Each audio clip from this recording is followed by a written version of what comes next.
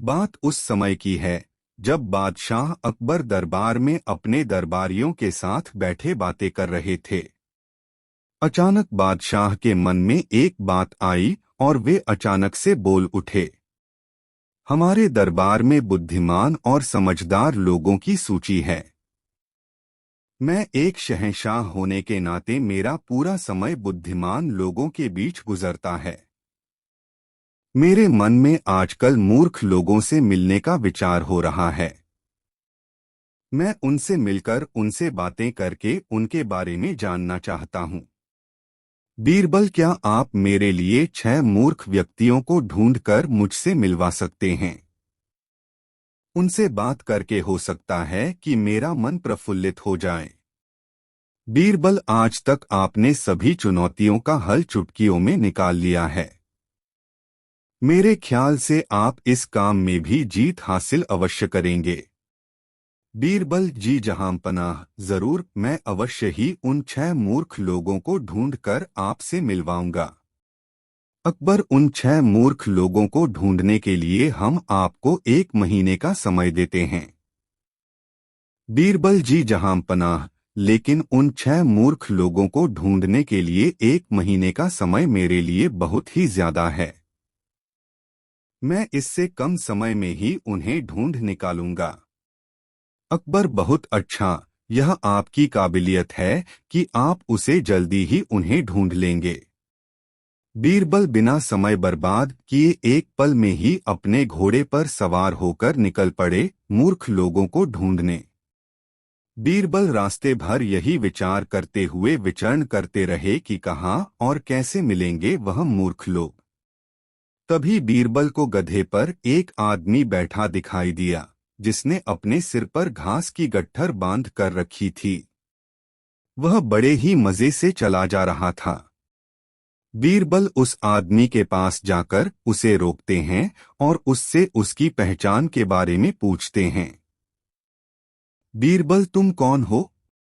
और यह घास की गट्ठर अपने सिर के बजाय अपने गधे पर रखते तो तुम्हें ज्यादा सहूलियत होती। बीरबल के इतना बोलते ही उसने तुरंत अपनी पहचान बताया कि मैं रामू हूँ। रामू, मैं इस घास की गठरी को इसलिए अपने सिर पर रखी है कि मेरा घोड़ा हम दोनों, मतलब मुझे और घास की गठरी को ढोते ढोते थक गया था। इसलिए मुझे उस पर दया आ गई और मैंने इस घास को अपने सिर पर रख लिया ताकि उसका भार कुछ कम कर सकूं। बीरबल को यकीन हो गया कि उसे उसका पहला मूर्ख इंसान मिल गया है। बीरबल, बहुत अच्छा विचार है आपका। आपकी इस महान सोच के लिए मैं आपको बादशाह से इनाम दिलवाऊंगा। रामू, मुझे इस बात के लिए इनाम मिलेगा। यह तो बहुत अच्छी बात है, तो फिर चलो बादशाह के पास। उसके बाद कुछ दूर चलते चलते बीरबल को 2 आदमी आपस में लड़ते दिखाई दिए। बीरबल अपना घोड़ा रोकते हुए उन लोगों से पूछते हैं, बीरबल, रुको रुको, तुम लोग किस बात पर आपस में लड़ाई कर रहे हो? तुम लोग कौन हो? पहला आदमी, मेरा नाम चंगू है। दूसरा आदमी, मेरा नाम मंगू है। मंगू चंगू बोल रहा है कि वह अपना शेर मेरी गाय पर छोड़ेगा। चंगू, बिल्कुल छोड़ूंगा। मुझे बहुत मजा आएगा ऐसा करने में। बीरबल हैरान होते हुए, चंगू, तुम्हारे पास शेर है? कहाँ है शेर? और मंगू, तुम्हारी गाय किधर है? चंगू, जब भगवान हम दोनों को वरदान देने धरती पर आएंगे तब मैं शेर मांगूंगा। मंगू, मैं भगवान से गाय मांगूंगा। तभी यह अपना शेर मेरी गाय पर छोड़ने की बात कर रहा है। बीरबल, अब बात समझ में आई। तुम दोनों मेरे साथ चलो दरबार में, मैं तुम्हें बादशाह से इनाम दिलवाऊंगा। मैं बताऊंगा कि यह दोनों हर वक्त भगवान का नाम लेते हैं, भगवान के बारे में इतना सोचते हैं। चंगू मंगू दोनों खुश होते हुए बीरबल के साथ चल देते हैं। बीरबल उन मूर्ख लोगों को अपने घर ले जाते हैं। घर ले जाकर बीरबल बचे हुए मूर्ख लोग को ढूंढने के बारे में सोचते हैं कि अब कहाँ ढूंढूं उन्हें। कुछ विचार कर वह तीनों मूर्खों को घर पर ही रुकने को कह देते हैं और खुद बाहर चल देते हैं। बीरबल घर से कुछ ही दूरी पर थे कि उन्हें एक आदमी क्यारियों में कुछ ढूंढता हुआ परेशान सा दिखाई दिया। बीरबल उस आदमी के नजदीक जाकर पूछते हैं, बीरबल, आप परेशान होकर क्या ढूंढ रहे हैं? मैं आपकी कुछ सहायता करूं। आदमी, मेरी बहुत ही प्यारी अंगूठी गिर गई है। बहुत देर हो गई है पर अभी तक नहीं मिली, इसलिए परेशान हूं।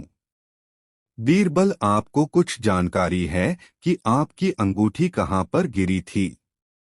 आदमी, मेरी अंगूठी दूर उस पेड़ के नीचे गिरी थी, लेकिन वहां अंधेरा होने के कारण मैंने सोचा कि यहां रोशनी में अपनी अंगूठी ढूंढ लूं।